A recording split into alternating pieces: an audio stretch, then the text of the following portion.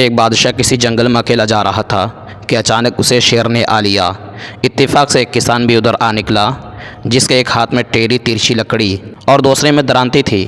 شیر بادشاہ پر حملہ کرنے ہی والا تھا کہ کسان نے پھرتی سے ٹیڑھی لکڑی اس کے گلے میں دے کر درانتی سے اس کا پیٹ چاک کر دیا، جس سے بادشاہ کی جان بچ گئی۔ بادشاہ نے کسان کو اس مدد کے صلے میں گاؤں کی نمبرداری کے ساتھ بہت سی زمین بھی دے دی اور کہا کہ ہر تہوار کے موقع پر ہمارے یہاں دوستوں اور رشتہ داروں کی خاص دعوت ہوتی ہے، اس میں تم بھی آیا کرو کیونکہ تم بھی اب میرے سچے دوست ہو۔ تھوڑے دنوں میں بادشاہ کے یہاں دعوت ہوئی تو کسان بھی آیا۔ اول تو اس کے کپڑے اتنے اعلیٰ نہیں تھے، دوسرے بادشاہ کے پاس بیٹھنے کا ادب و سلیقہ بھی نہ تھا، اس سے کئی غلطیاں ہوئی۔ کھانا آیا تو بادشاہ کے ساتھ ہی کھانے کو بیٹھ گیا۔ بادشاہ نے ناراض ہو کر کہا کہ تم بڑے گنوار آدمی ہو، چھوٹے بڑے کی تمیز نہیں کر سکتے، بہتر یہی ہے کہ اسی وقت اٹھ جاؤ۔ کسان شرمندہ ہو کر چلا آیا اور کئی سال تک بادشاہ کے پاس نہ گیا۔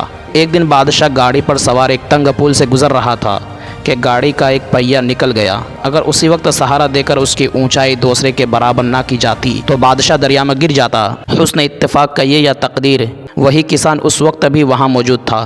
اس نے پہیہ نکلتے ہی گاڑی کو اپنے بازو پر سنبھال کر بادشاہ کو گرنے سے بچا لیا۔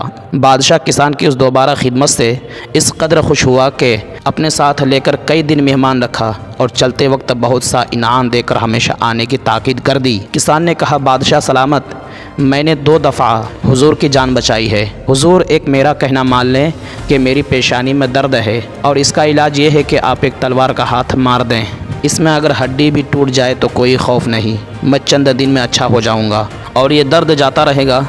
بادشاہ پہلے تو مانتا نہیں تھا، مگر کسان کے سخت اصرار کرنے اور زور دینے پر آخر اس نے تلوار کا ہاتھ مار ہی دیا، جس سے 1 انچ گہرا زخم پڑ گیا۔ کسان زخم کھا کر چلا گیا اور چند روز میں معمولی علاج سے زخم اچھا ہو گیا۔